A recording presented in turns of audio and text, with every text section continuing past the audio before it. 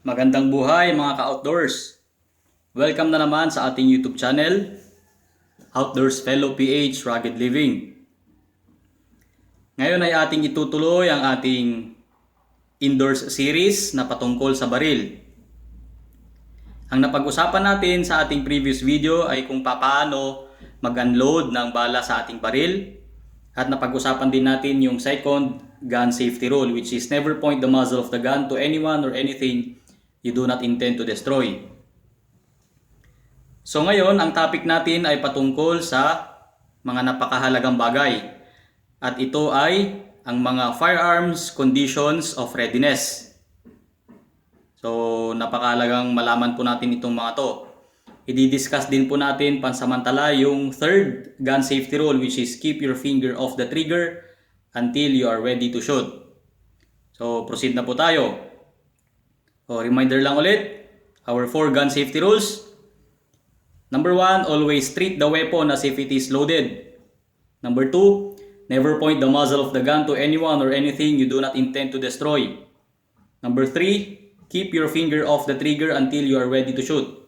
And number 4, be aware of your target and what's behind it. So, proceed na po tayo sa ating main topic, which is firearm conditions of readiness. So ano nga ba itong firearm conditions of readiness?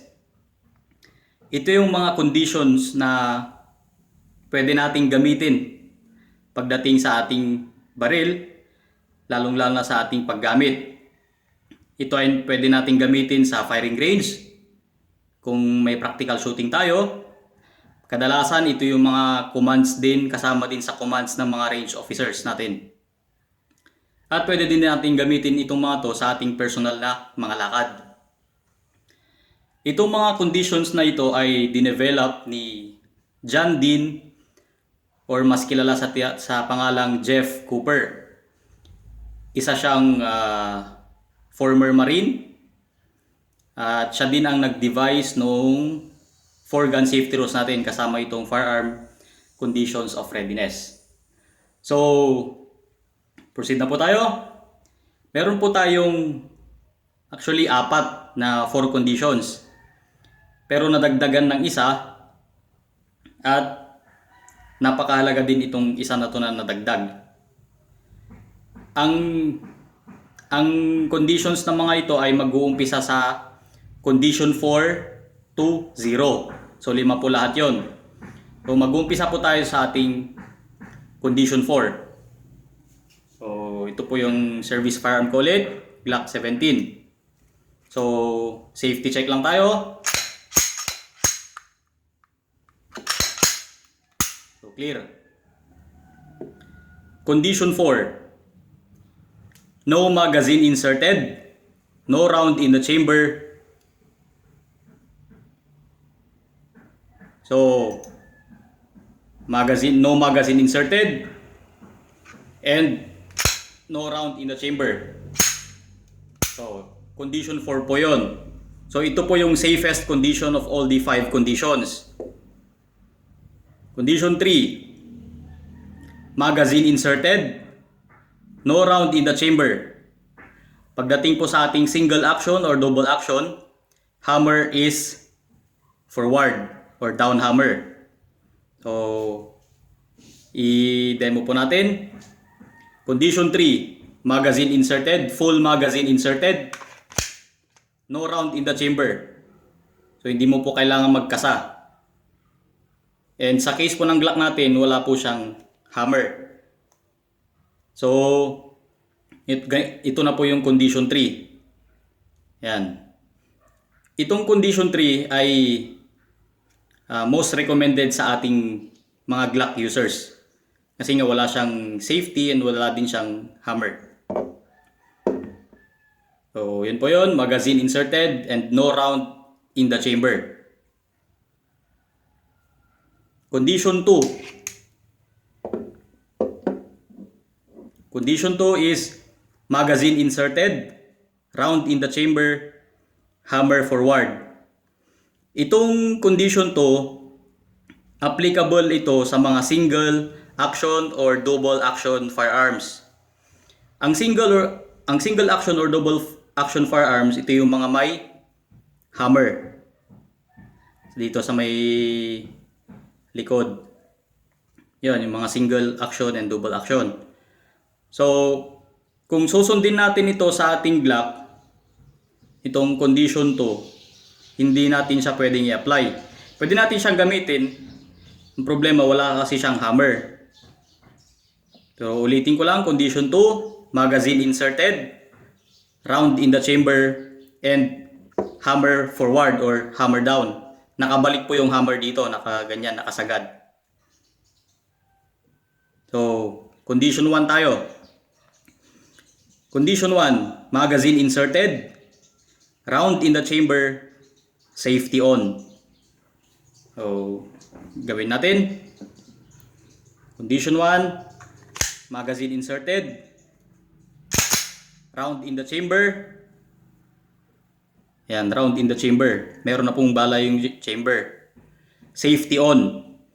Sa case ng Glock, wala kasi siyang manual safety.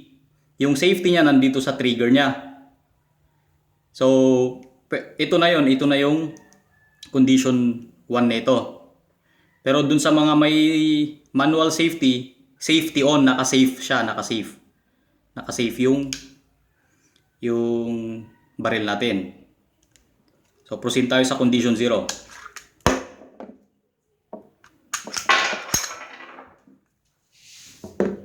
Condition 0.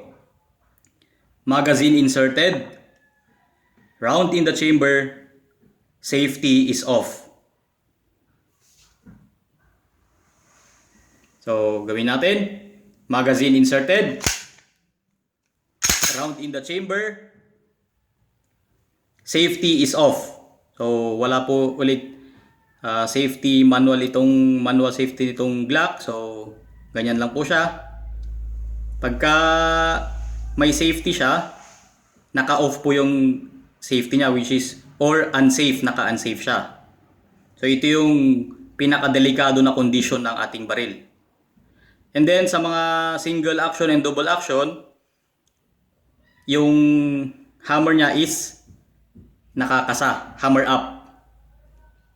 Nakakasa dito, naka-open na nakaganyan. Hindi siya nakasagad. Nakaganyan siya. So, ganon din sa condition 1, hammer up din siya, nakaganyan din. So,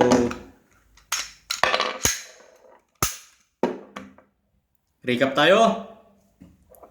Ulitin natin from the very start. Condition 4, no magazine inserted, no round in the chamber, which is the safest condition of all. Condition 3, magazine inserted, no round in the chamber. Condition 2, magazine inserted, round in the chamber, hammer is down. Condition 1, magazine inserted, round in the chamber, safety on. Condition 0, magazine inserted, round in the chamber, safety is off. So, yung pinagkaiba ng condition 0 at condition 1, yung safety level niya. Yung condition 1, naka-safe siya. Yung condition 0, naka-unsafe. So, yun po ang ating mga firearm conditions of readiness. Napakahalaga po nating malaman yung mga yon sapagkat gamit na gamit sa pagdating sa firing ranges at sa ating personal na mga lakad. So, proceed po tayo sa ating third gun safety rule, which is keep your finger off the trigger until you are ready to shoot. So, madali lang po siyang intindihin. Palagi lang po nating ilabas ang ating trigger finger. Ito po ang ating trigger finger. Sa akin ito. Sa mga kaliwete, ito yung sa kanila. So, palagi lang po nating ilagay ang ating trigger finger dito sa may frame part. Unless or until we are ready to shoot. So, ano yung mga situation na kailangan nating ilagay dito?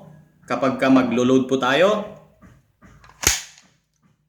naka trigger finger out pa rin, magkakasa, trigger finger out pa rin until such time na we are ready to engage the target. So saka lang natin siya ipapasok.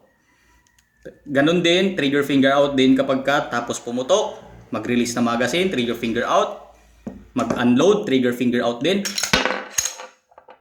at mag-check ng ating safety check ng ating baril. Trigger finger out palagi yan.